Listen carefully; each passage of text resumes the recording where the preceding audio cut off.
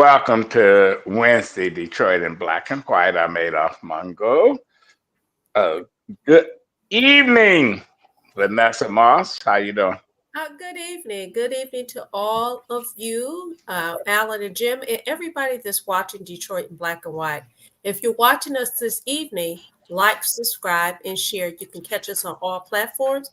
You can see us on Saturday mornings from 10 o'clock to 11 o'clock in the morning. Okay, I'm gonna throw this out there. You know what? Detroit has been in the news. This is a battleground state. Uh, the former president, Donald Trump, says if you vote for the vice president and you elect her, all of America is going to be a shithole like Detroit. Allan, your take on that? I mean, it's interesting. Some Republicans are trying to defend him by saying he's just saying that with industry and stuff like that, if we take away all the industry, everyone's going to end up like Detroit. But there's a pattern there of him dissing black cities in America. The convention was in Milwaukee, and he was calling it a shithole before he started there. He's said that about other cities, other countries that are predominantly black in nature. I mean, it's ridiculous, and he doesn't even get it. I mean, today or yesterday, he was in Chicago talking about the auto industry, and he said these assembly people, he says they don't do shit. They take stuff out of a box and assemble it. The parts are made in Germany, and they assemble it. He goes, our kids could do that. Well, I actually posted a video from a woman from the UAW who works out of the Toledo plant there, the GM plant. And she's just saying, Trump, why don't you come and work a 12-hour shift like I do and take some shit out of the boxes? And I think he doesn't even get it now. I don't get what's going on. Like the other day with he was in Philadelphia, suburban Philadelphia, and he just decided to turn music on and dance on the stage. I think he get it. Allan, I think he gets it. He gets it. He understands it's a method to his madness. The asshole gets it, and it resonates with a lot of these people out there in this country.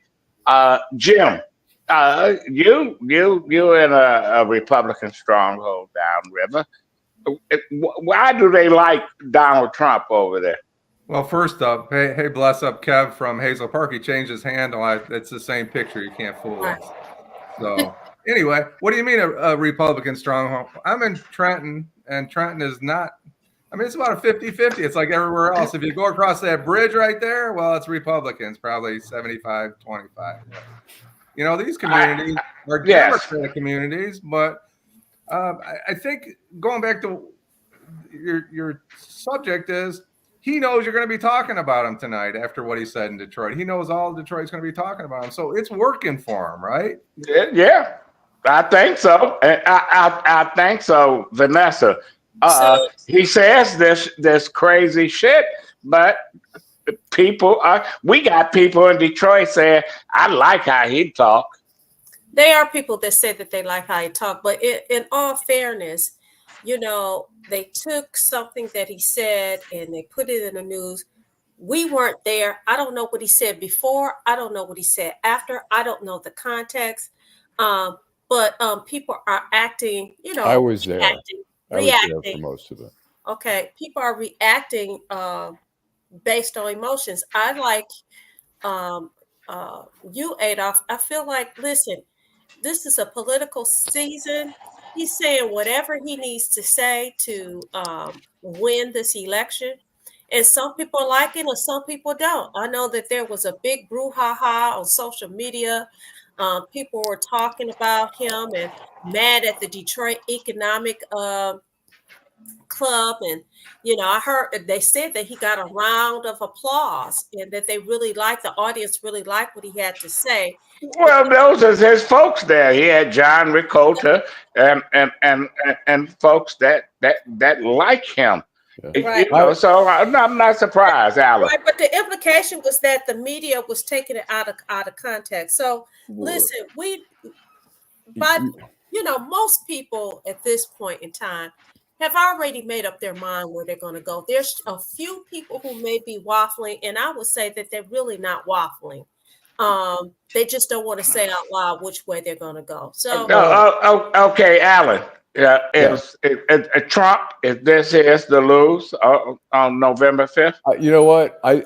My feeling is that I think that if Kamala outworks him for the next few weeks, she'll win. They're coming. They're both coming here back and forth. Obama's going to be here on Tuesday. She's going to be here on Friday in Oakland County. Trump is automatically going to come back because he wants Michigan so badly. I think it's hers if she outworks him. I think basically if he outworks her, it could be his. It's going to be close. Yep. Jim, is this Trump to lose? I think it is. It seems like it's trending in Trump's direction. I'm not sure why that is. I don't know if it's accurate, if it's just a feeling. If you talk about where I'm at, south. Kevin's talking about that. Kev is talking about Hazel Park has a lot of Trump signs. If you go down to Monroe County or over to Lenawee County, it's all Trump. So I looked at a map. I saw a map on one of the shows, and it's like, as it always is. But yard signs don't win fucking elections. Billboards don't win fucking elections. And I'm gonna tell you. People say, "Oh, Hazel Park, fuck Hazel Park." There's 10 people in Hazel Park, and there's 10, 5 blacks, 5 whites, whatever. And I just look at this point right now that Trump is in trouble in Michigan if the Harris campaign get these people out to vote. Vanessa. Yeah, I had a question for Allan because Allan was, he said that he was at the Detroit Economic Club when the former president spoke. Reading the room, was it arousing applause? And do you agree that maybe the media took what he said out of context? Well, here's what, like when Trump said, look, the stock market is doing great. He says, but experts tell me it's because people know I'm going to win. And that's why the market is doing great. And people applauded. I mean, look, you look into the audience, predominantly white, predominantly suburban, dressed in suits, women dressed, nice attire. So there was applause when he said that. It wasn't the whole room because there were people like Debbie Dingell there. Jocelyn Benson was there. It's supposed to be a nonpartisan, but they had John Rakolta who had his nose so far up Trump's ass. I think it really kind of degraded a little bit of that nonpartisanship that the Detroit Economic Club is supposed to be a platform for everybody. But it was a little bit, I don't know why they had John Rakolta introducing him. I mean, he couldn't gush enough about how great Trump was, which I thought kind of, loosens the integrity. But, the question is, Trump says stuff all the time and then they say, well, he didn't mean that. But I think if you look at the pattern of all the black cities that he trashes and says they're shitholes, there's a pattern there. Could it be construed that he's saying, look, he was saying all the politicians here have screwed you people. Look at your place, they've degraded Detroit and whatever. So you could interpret it that way, but I don't. But he's not saying that. Trump is just a real piece of garbage. That what? But listen. He knows how to survive. He knows what to say, and he knows the dog whistle. He can blow it, and people listen to it. Listen, when I don't believe that people are trying to kill Donald Trump. Because some of these people that walk around his rallies, they have all kind of weapons. So now all of a sudden, You know, he might get assassinated. He might get this. And you know what? He knows how to push the button, and the media in this country plays right into what Trump wants to do. I Can want to. he can he win? Yeah. Will he win? Well, at this point, I don't think so. If if the Democratic machine gets their people out to vote.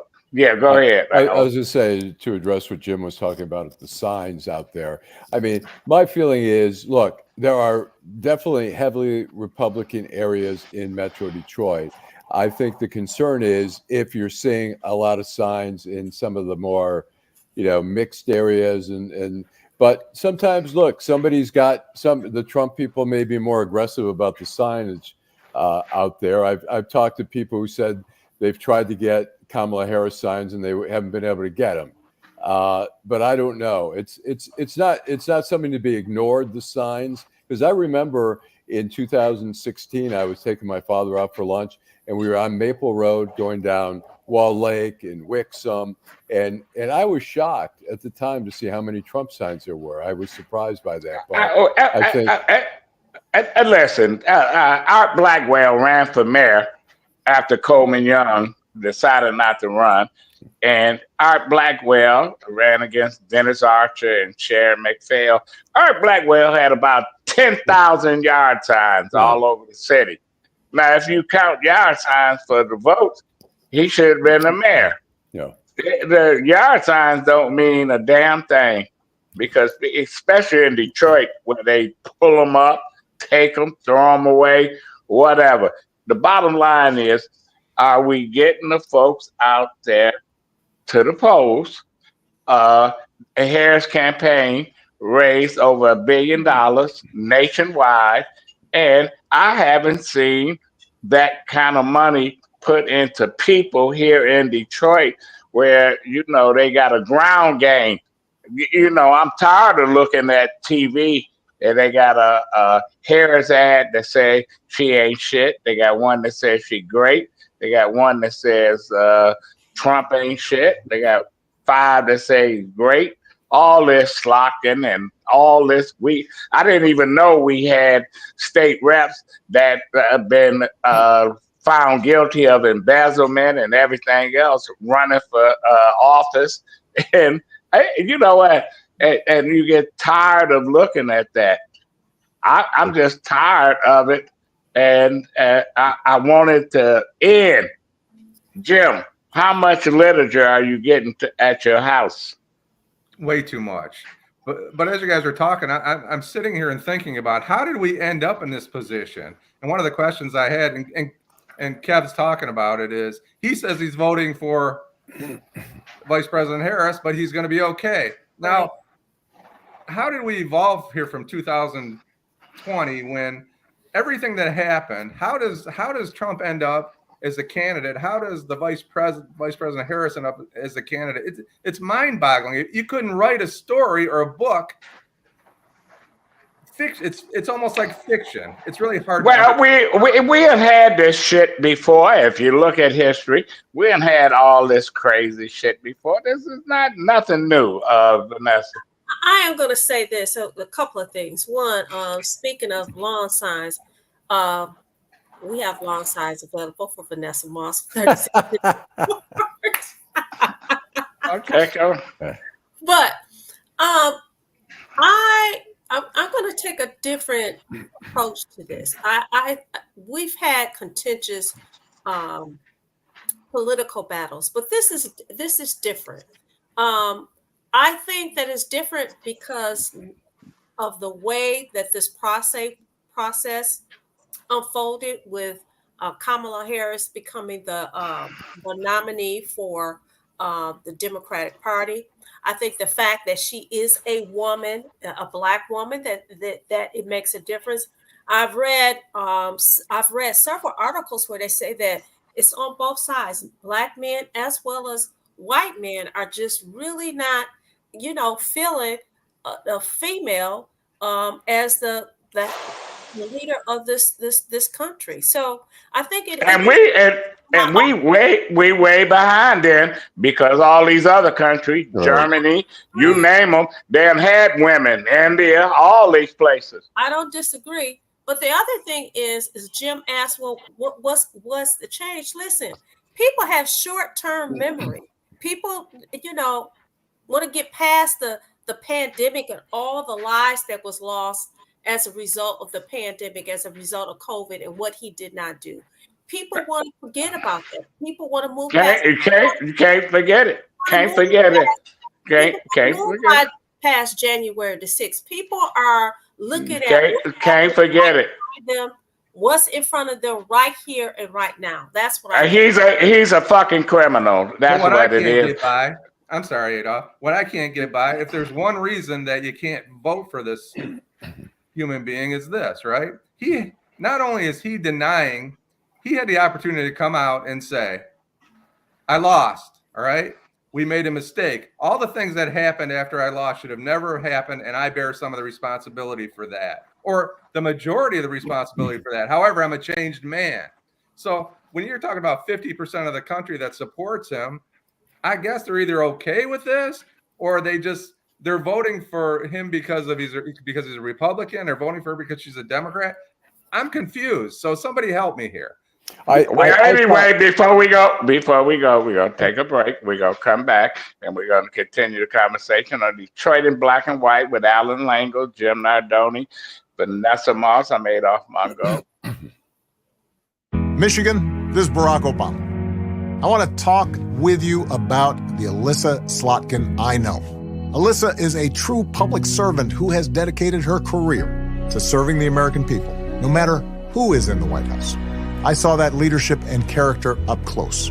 Alyssa is the kind of leader we need. Tough, independent, and effective. She'll get the job done. And she will make you proud. I'm Alyssa Slotkin, and I approve this message. Hello, Detroit. Election Day is November 5th. But why wait?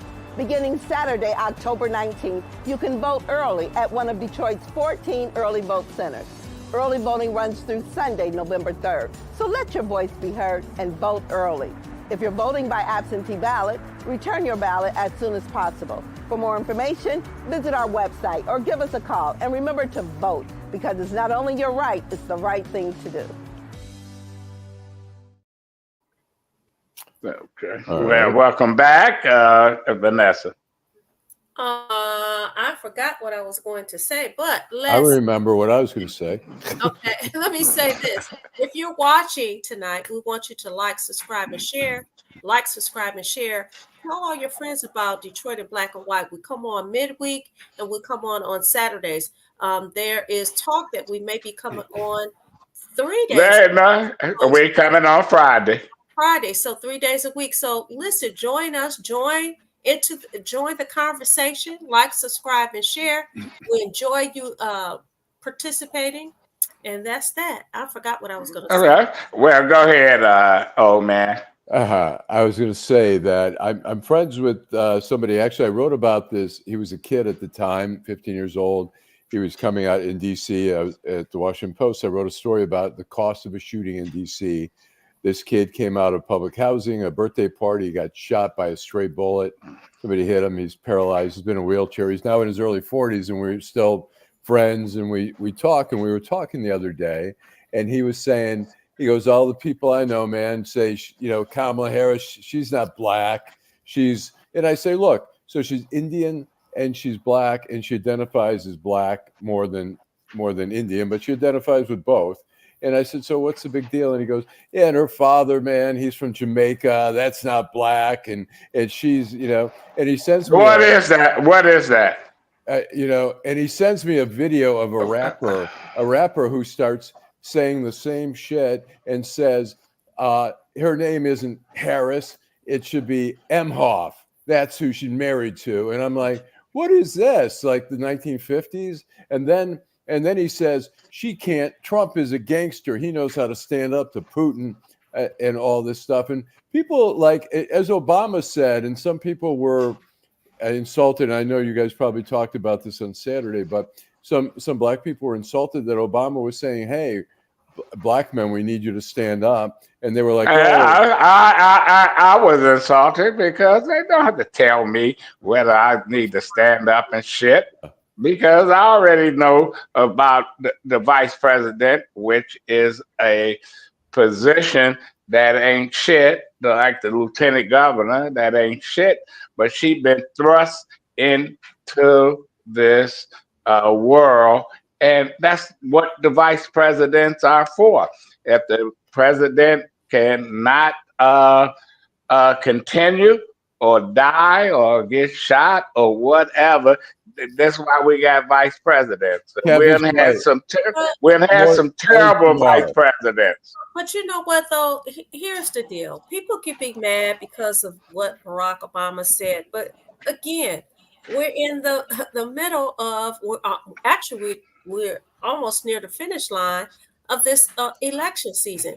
You have people saying things on both sides. He don't need to tell me that I need to go out there and vote, because I'm gonna go out and vote or not go out there and vote. Fuck Obama. Fuck Obama. He don't need to tell me that shit. Get off. But that's what I like. Yes, he was. He was talking to me. He was talking to me. He was talking to me. He was talking to me. You were working. He was talking to me. If you were working for the campaign, you would say, "Yeah, go ahead and tell people how to vote." I mean, but no. Listen, there's people that's gonna vote and not gonna vote. There's people that's not gonna vote. I'm not mad at these young black men that says they not gonna go out and vote. Who said they were mad? I didn't say that I was mad. Obama and them shouldn't have got into the fray and all this other shit. We all know, if you look at the vice president record, she has an issue. And she don't need to come to Detroit. And then it was a secret meeting where the invitation only. She don't want to talk to the people. It's an invitation. It's a private. You got reservations to see the vice president? No, I don't have fucking reservations. But you want me to vote for her? But you say she has a problem, right? And the yes. Is that black men don't want to vote for her. So why would you have a? Yes, they do. They want to vote for her, but they ain't go. But she just think that she just should show the fuck up, and we supposed to vote for her. All right, I think that Mr. David Porter had it right. He's talking to the people that aren't going to get off the couch. You're going to get off the couch and vote. And there's a lot of people that aren't motivated to vote, and that's nothing new. Right. They can sit right across from a precinct. It's 80 degrees, and they ain't not gonna go vote. I think my feeling is with Obama, like you say, you can go fuck himself, but honestly, he can say what the hell he wants. He's offering up his opinion, and look, if somebody in the Jewish community said, are you gotta vote for Trump or you're not a Jew? I say fuck you, but. They're entitled to say that, and particularly if they're a leader in the community, they're entitled to say that. You don't have to listen. And I'm entitled to say, go fuck yourself. I agree, and you do. Say this. For those people who decide that they don't want to participate and that they don't participate, I respect that, but also respect the fact that you really can't have a conversation. If you don't participate in the process, then what are you talking about? You can't talk about inflation. You can't talk about Project 2025. You can't talk about abortion. You can't talk about What are you talking? Why were you talking? Yes, you can. You can talk about it. You can talk about it. Yes, you can. Yes, you can. I don't care what side that you can talk about it. Yes, you can. Yes, you can. They can't talk to me. They're lined up in Lawrenceville, Georgia. You don't have a seat at the table. Today, they're lined up in Lawrenceville, Georgia. Hundreds of people waiting in line to vote today. Yeah. All kinds of different people waiting in line to vote 3 weeks before the election. So I'm so happy that they got to vote. Okay. Well, that's good. Okay. Suburban Atlanta is good. It's good that they're out there voting. Yep. Okay. Well, I'm going to hopefully vote this weekend over at West Grand Boulevard there. Okay. Well, let's go to you, Allan Lengel. Your final thought. My final thoughts are, it's interesting. I think there are a lot of, the majority of people have made up their mind, but I think there's a number of undecided voters who act like they're going to the restaurant. They can't decide. Should I get the cheeseburger or an omelet? They already know they get the omelet or they getting the cheeseburger. Yeah. Well, that's, so I hope that people, weigh, I'm not going to tell people how to vote, obviously, because they'll tell me to go fuck myself anyway. So, but, my final thoughts are go Lions. Fuck the Lions, Vanessa. Vanessa, You better be a Lions fan, Mongo. Our viewers, those viewers who don't know that are new, should know that I am a candidate for 36th District Court.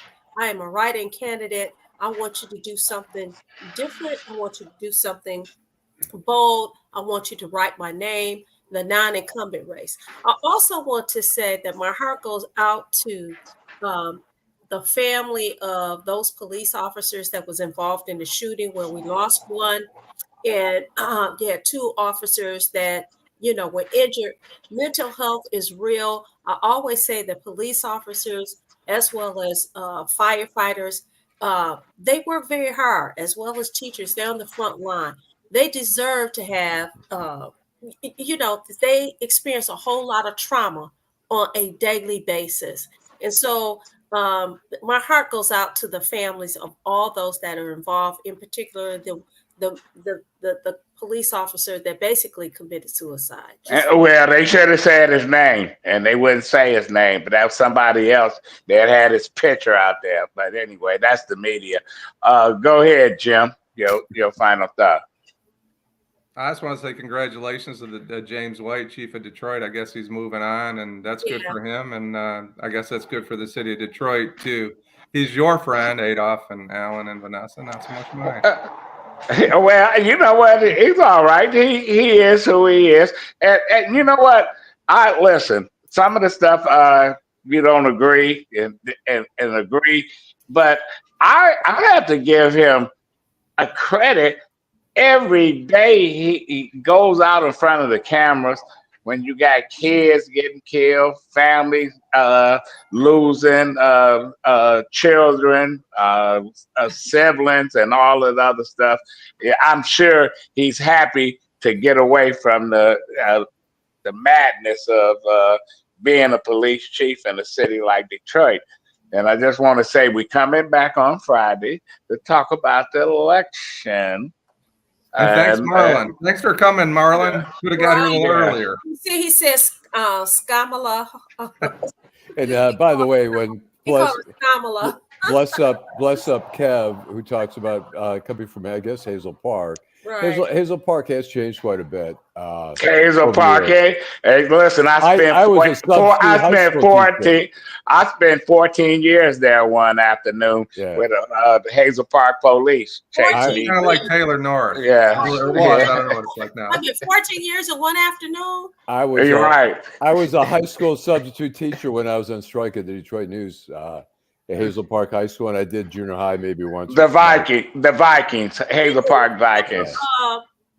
Racetrack there in there was. Okay. Well, Lengel used to hang out there, the racetrack. Not much. Well, a little bit. Not much. But anyway, thank you, Teresa. She makes this show the way it is, and you know what? I just want to say David Duke and Jill Stein, man, I can think of some people that like Jill Stein. And I'm going to tell, and the person that loved Jill Stein, you and David Duke. Oh, man. The marriage made in heaven. No question. Trump, is that what happened? Yeah, well, we'll see you on Friday, 8:30, Detroit in Black and White. Thank you, Vanessa, Allan, and Jim, and Teresa. I'm Adolph Mongo.